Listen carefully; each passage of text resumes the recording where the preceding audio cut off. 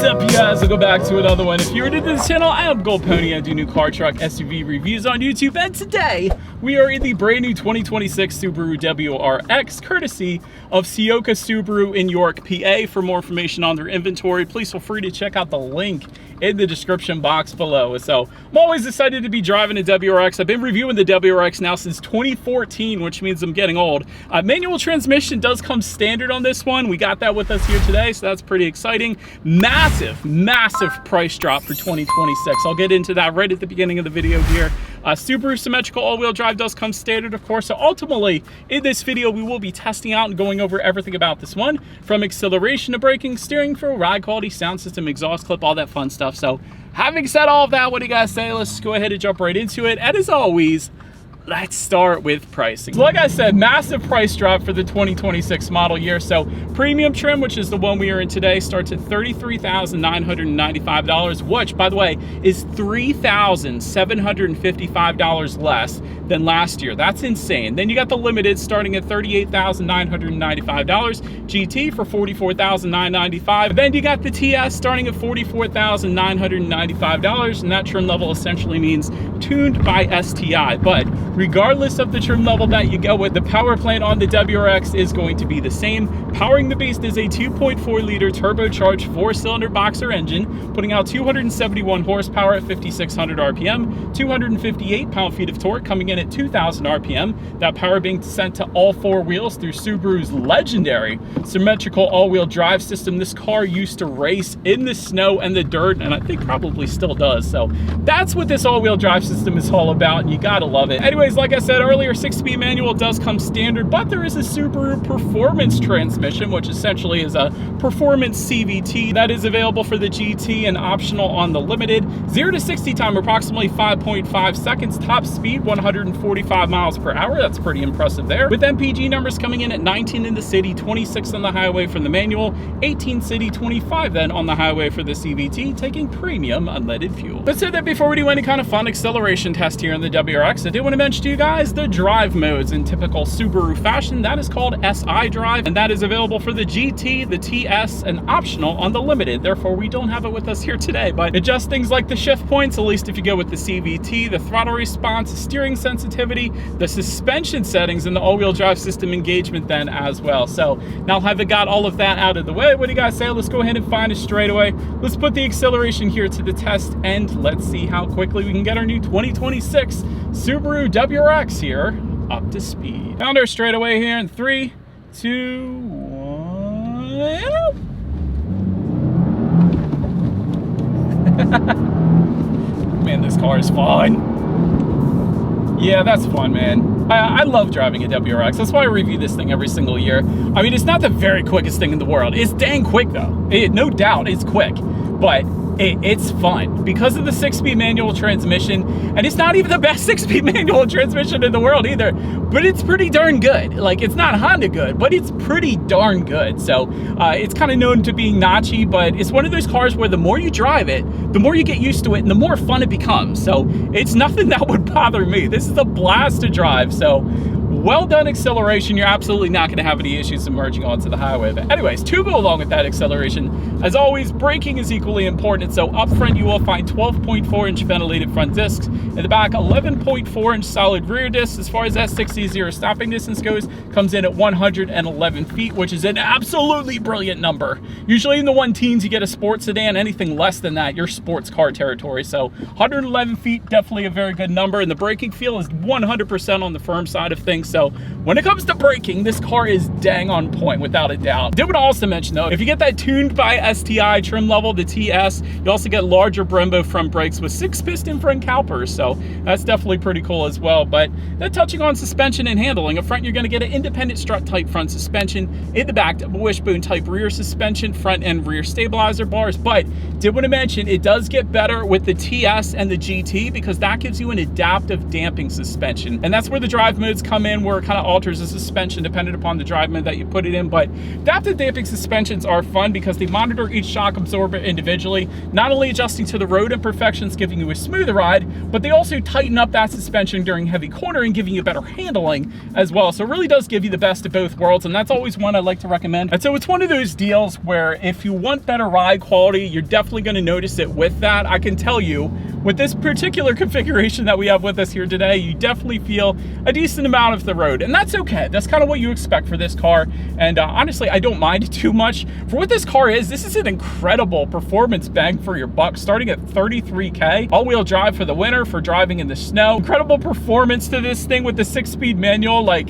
it's a heck of a deal. But anyways, I'm getting off topic. As far as ride quality goes in this one, like I said, you do tend to feel a little bit more of the road. As far as steering feel goes, it's definitely weighted on the heavier side of things. I absolutely love it. It instantly points you in the direction that you want to go. Like, it's dang brilliant. Like, I love the steering feel. As far as cabin noise goes, you get to hear that engine sound and exhaust note. And don't worry, I will be doing an exhaust clip a little bit later in the video so you guys can hear that. But I personally love the cabin noise because I love the sound of that thing.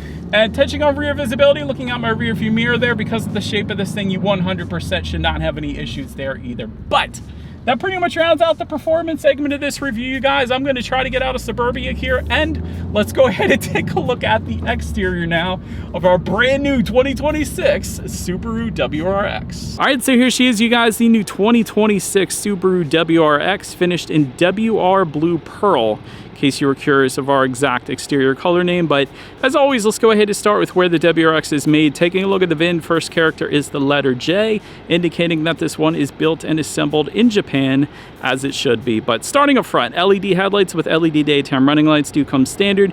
Get the automatic feature with those. You also get automatic high beams as well. So if you have your high beams on at night, since it's a vehicle coming in the opposite direction, it's going to automatically dim them back to low beams. Then when that vehicle is gone, it's going to automatically bounce it back up to high beams. But I did want to also mention, if you go with the limited trim level and up, you get steering responsive headlights. So if you're going around a bend at night, those headlights are going to swivel based on the direction of your steering angle, better help illuminating what is around that bend, so you're less likely to hit a deer or an alien or Sasquatch or whatever the case. So that is pretty cool. And of course, you got the functional hood scoop front and center there. Gotta appreciate that. That sends air to the top mount intercooler just underneath. Got some WRX badging in the front grille, kind of where the old STI badging used to be. And then LED fog lights do come standard on all trim levels across the board in the bottom corners there. But that pretty much rounds out the front end of this one. Let's now go ahead and swing around to the side. All right, and so now since we are around to the side of this one, taking a look at the side mirrors, they are body colored power adjustable side mirrors. You're going to get integrated turret signals with a limited trim level and up. They're going to get a crystal black finish with the TS, and then heated side mirrors actually do come standard, so that's kind of nice. You also have functional front fender vents. I wanted to mention that as well because a lot of times it's just for show. Matte black fender surrounds and side skirts, that's one of the things I would change on the WRX. I think if they made those body colored, this thing would sell so much better, like they used to make body colored actually, and I was a big fan of that. Not that this looks bad, it would look better with body colored accents. And then take a look down at the wheel setup, 18 by 8.5 inch aluminum alloys with the dark gray finish coming on our premium trim level, but then you get a black finish for the limited and GT, and then 19-inch aluminum alloys for the TS. But that pretty much rounds out the side profile. Let's now go ahead and swing around to the back. All right, so now since we are around to the back of this one, starting all the way to the top, you got that body colored shark fin antenna, got a little bit of a rear lip spoiler that looks pretty darn good. LED taillights actually do come standard for all trim levels across the board, so you got to appreciate that. Got the WRX badging finished in red there, and then just below it all, dual exhaust outlets with quad chrome tips. So having said that, I do believe you guys know what we have to do next here. As always, here is that exhaust clip.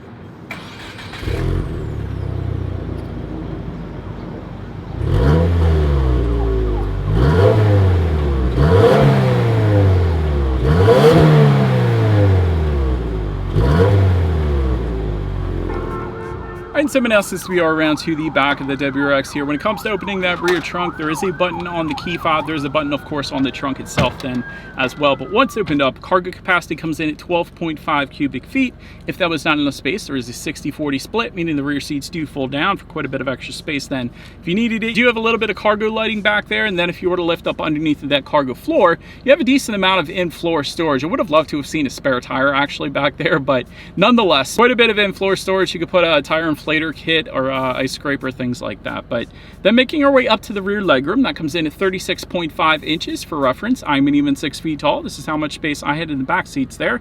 There is a rear center armrest with cup holders that comes standard for all trim levels, so I liked that. Also, dual rear USB charging ports coming standard, so that's USB-A and USB-C, in case you were curious about how that worked. Would have loved to have seen rear ventilation though, but size of this vehicle, you probably don't need it. But then making our way up to the front seats, manually adjustable front seats for the premium, power driver seat for the limited trim level and up. You get Recaro bucket seats for the GT and TS. Heated front seats actually do come standard for all trim levels across the board, and those buttons are located at the bottom portion of the infotainment screen. I don't know why my heated seat is on right now. It's so freaking hot out today. Anyways, cloth seats coming with the premium trim level, and then you get suede seats for the limited trim level and up. Overall, as far as seat comfort goes, these seats have always been super comfortable, so definitely don't have any issues with that. But let's go ahead and take a look at the steering wheel here. It is tilt and telescoping. It is going to be leather wrapped for all trim levels across the board. Do have a flat bottom to it, a little bit of WRX lettering found on the bottom portion of the steering wheel there as well. But now let me go ahead and show you guys the key here. You got lock on the top. Unlock is going to be the Subaru logo in the middle there, and then the button to pop the rear trunk there. But it is all keyless entry with a push button start. So all I'm going to do here is simply put my foot on the brake and press that engine start button located kind of by the driver's right knee there. And so when it comes to the gauges, you do get analog gauges for the premium and limited trim levels, and then a 12.3-inch digital gauge cluster for the GT and the TS. Honestly, I don't mind the analog gauges. I think they look pretty darn good. You got your tachometer on your left, speedometer is on your right. Gauges will do a full sweep upon startup, as they have for quite a while now. Got a little bit of a digital screen front and center there, giving you a digital readout, trip A, trip B. Looks like boost pressure in any given time. That's kind of cool as well. And I do know if you go with one of the trim levels that get driving modes, that's going to be displayed up there as well, the SI drive. So gauges actually look perfectly fine to me. But let's go ahead and take a look at overall interior quality. If you wanted that power moonroof, if you got to go with the limited or the GT trim level, dual zone climate control for all trim levels across the board, so driver and passenger can each set their individual temperatures there.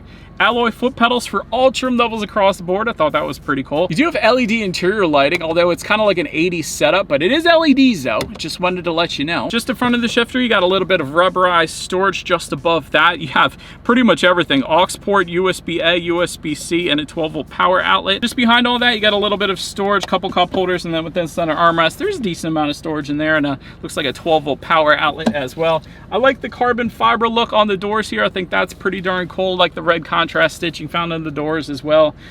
Overall interior quality is not bad. I don't have any issues with that. But now let's go ahead and make our way to the infotainment screen. So this is a massive 11.6-inch vertical touchscreen display. You get Bluetooth and audio streaming, Android Auto, Apple CarPlay. If you wanted a factory navigation system that comes with a limited trim level and up, you can check out your driving statistics up there as well. That was pretty cool. Climate control settings, heated seat buttons as well, like I was telling you guys. If you push the car icon in the bottom left-hand corner, if you go with one of the upper trim levels, that's going to be another place where you can adjust your drive modes. We don't have the drive modes in the premium, of course, but of course you got your radio information up there as well. So when it comes to the sound systems, you get 6 speakers for our premium trim level that we have with us here today, but all other trim levels though get an 11-speaker Harman Kardon sound system with 504 watts. So we don't have that one, of course. We got the 6 speakers, so let's go ahead and turn on the radio. Let's see what we got playing today, and let's test out the clarity of this one. It's actually not that bad. I mean, Sheryl Crow, that's kind of an old song, but it was okay. I mean, it's a 6-speaker sound system. Sirius XM definitely makes it sound probably a little bit better than what it is. Bass was decent. Clarity was It's 6 speakers, man. What do you want me to tell you? But last thing I wanted to mention you guys on the infotainment screen, at least, is when you do put the WRX in reverse, and by the way, to put the WRX in reverse, you simply lift up underneath the shifter and slide it into the back right-hand corner. That makes it more of an intentional act, so you don't have to worry about sliding it into reverse while you're driving forward. So I like that you have to lift up underneath to put it in reverse. That's pretty cool, but that does give you a rear view camera letting you know who or what is behind you, which is always going to lead us into safety. And so to start, believe it or not, the WRX is an IIHS top safety pick, so that's a wonderful start right there. Front side curtain airbags do come standard. Driver's knee airbag up front as well. In the back, you got latch, aka lower anchors and tethers for children for the rear car seats. Rear child door locks, tire pressure monitoring system, but also coming standard. Subaru EyeSight, that gives you adaptive cruise control with lane centering, pre-collision braking, lane departure and sway warning, and lane keep assist then as well. Then if you were to go with the CVT, you get reverse automatic braking, and then if you were to go with the limited trim level leveling up, you get a blind spot monitoring system with rear cross traffic alerts. So overall, when it comes to my final thoughts here of the WRX, it's still a ton of fun. I love driving this thing. Specifically, the manual transmission is a ton of fun. I would definitely recommend that if you get a WRX, because it just makes it so much more engaging. I love that all-wheel drive is standard, and I love that it's a rally-inspired all-wheel drive system, so you definitely don't have to worry about driving this thing in the snow. When you have to get to work and you don't know if you're going to get to work, you get to work in the WRX. That's all I'm saying.